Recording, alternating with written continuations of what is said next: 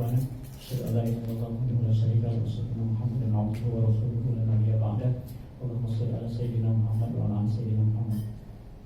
Yang saya hormati Dekan Fakultas Syariah dan Hukum UIN Palembang, yang saya banggakan, saya hormati juga pembicara pertama tadi Bapak Muhammad Agus Suroso yang Presiden Wilayah Syariah Alim Palembang, kemudian dari Ustaz Mahmudin SAD MSI yang khususnya dari yang Provinsi Sumber.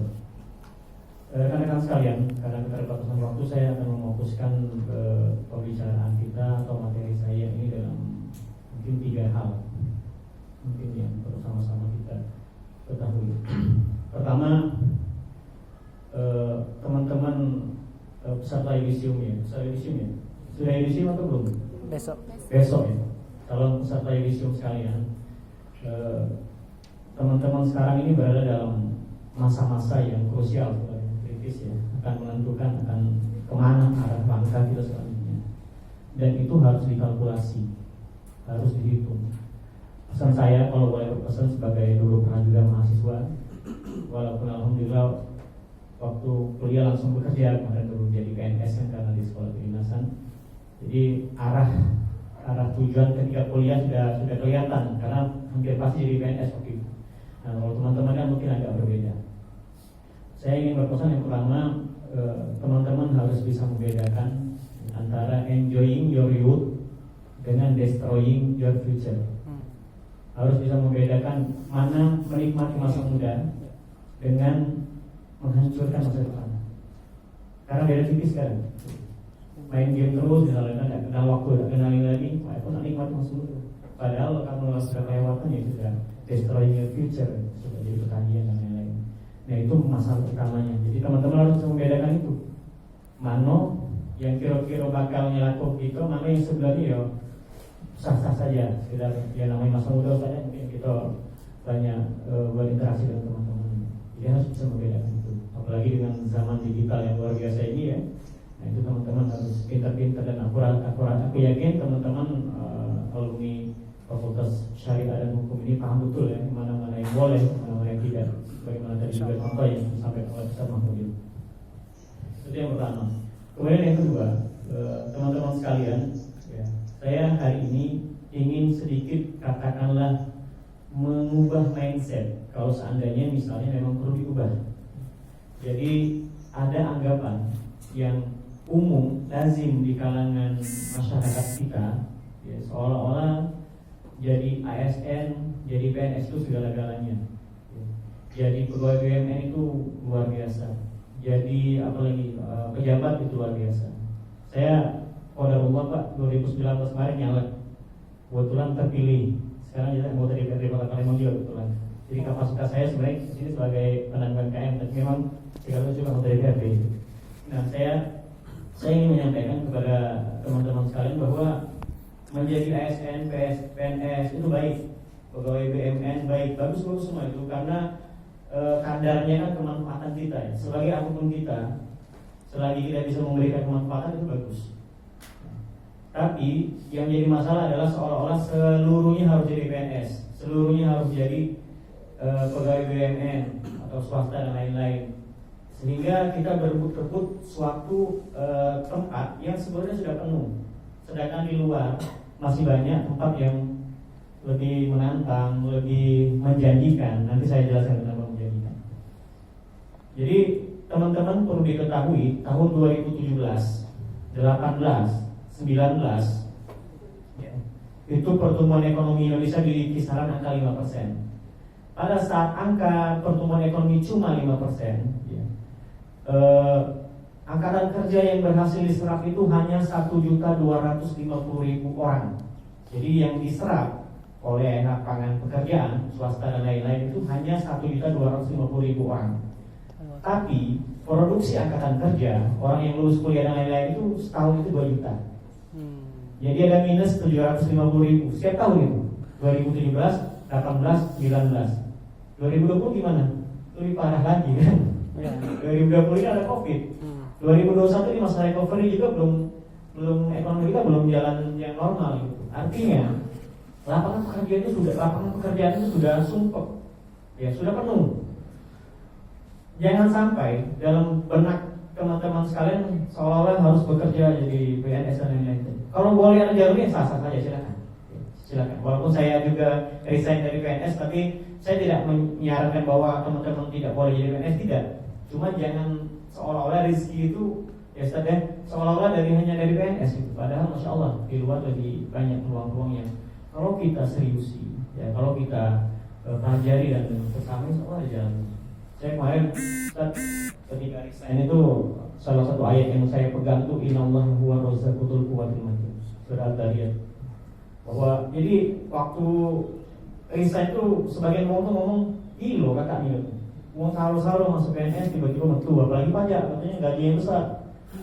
Ya karena pada saat itu adalah pilihan, karena aku yakin rezeki dari Allah itu ya banyak di mana-mana ya. Alhamdulillah sekarang masih hidup Ustaz. Dan jadi pemberikan uang Allah. Oh, amin. Nah, jadi teman-teman sekalian mindsetnya dirubah ya. Jadi teman-teman silakan setelah tamat kuliah daftar ini daftar silakan bagus-bagus saja, tapi mental entrepreneurnya harus ada, harus dijaga. Dan bukan cuma itu, ternyata lebih menjanjikan. Saya contohkan, saya pernah dagang pasca resign, saya jual herbal ya, masukin ke apotek-apotek di Sumsel. Kemudian 2019 saya dagang minuman Oishi namanya, minuman teh tarik jelly ya. Saya waktu itu dengan kalkulasi yang matang ya, saya menargetkan bisa mendapatkan uang 30 juta rupiah sebulan dari minuman itu. Walaupun dalam perjalanannya tidak sampai, tapi mendekati sempat. Dan sekarang gara-gara pandemi, karena pasarnya sekolah tutup, jadi terkena efek pandemi juga ini.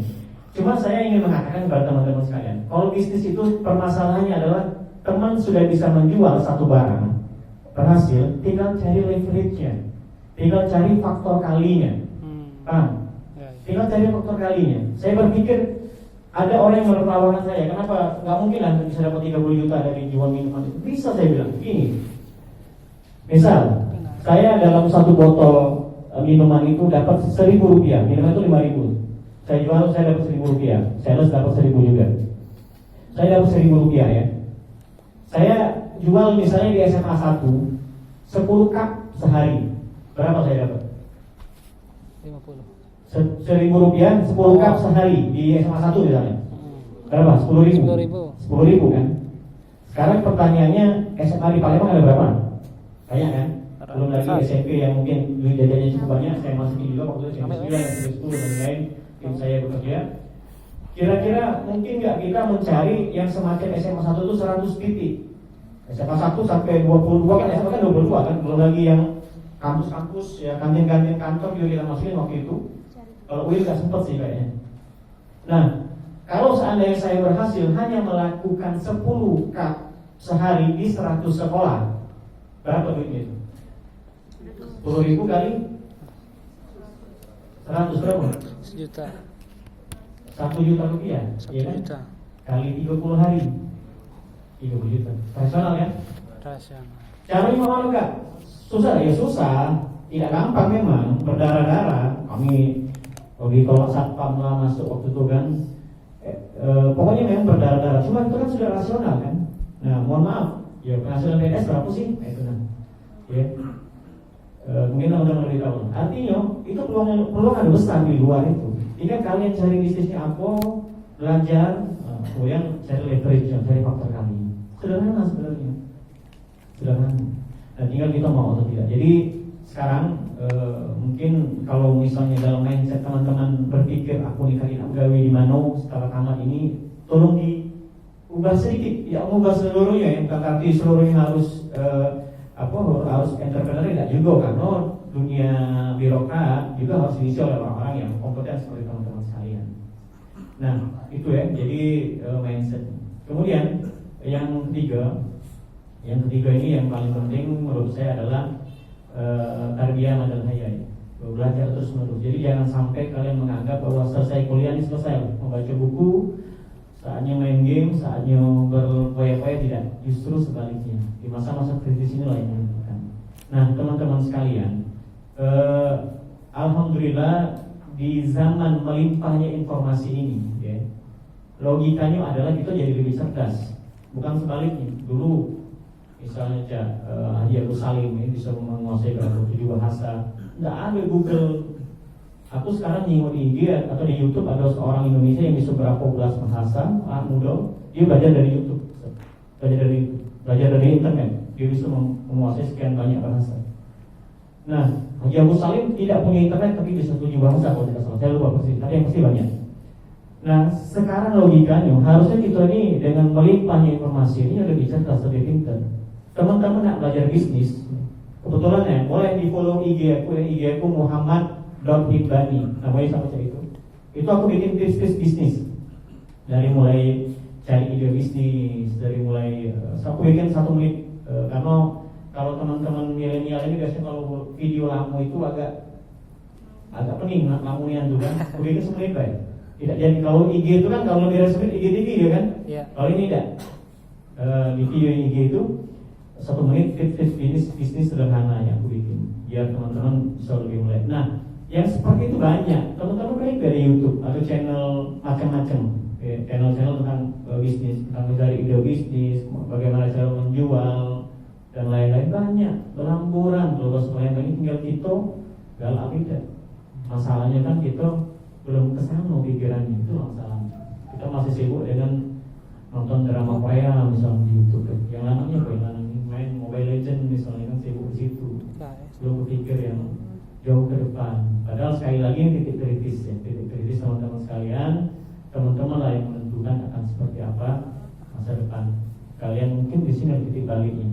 Mudah-mudahan ya keluar dari ruangan ini setelah dapat mindset dari tentang tabungan emas, kemudian juga tentang jaminan tentang produk halal dan materi entrepreneur sederhana yang saya sampaikan karena waktunya cuma 15 menit ini.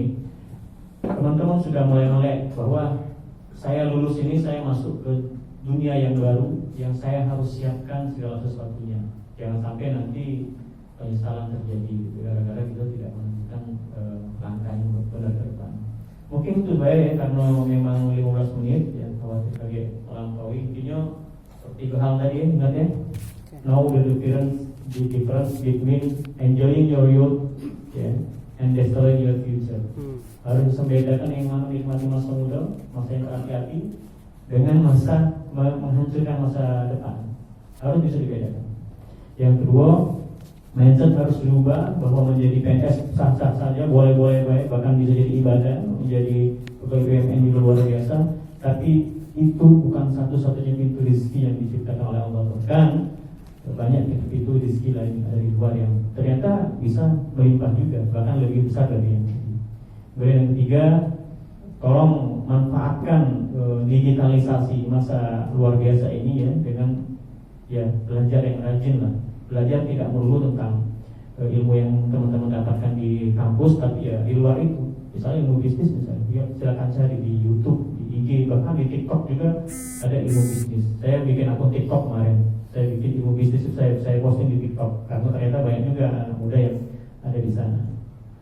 Itu saja mungkin. Terima kasih. Allah bisawab. Allahumma fikir al-Qur'an. Assalamualaikum warahmatullahi wabarakatuh. Waalaikumsalam. Jika pengajian kita pada dengan hal ini, kita buka 2 sesi pertanyaan, sesi pertama dan sesi kedua. Sesi pertama dulu 2 penanya, dipersilakan kepada para saudara untuk bertanya. Ya, silakan Kak, perkenalkan dan alumni prodi apa?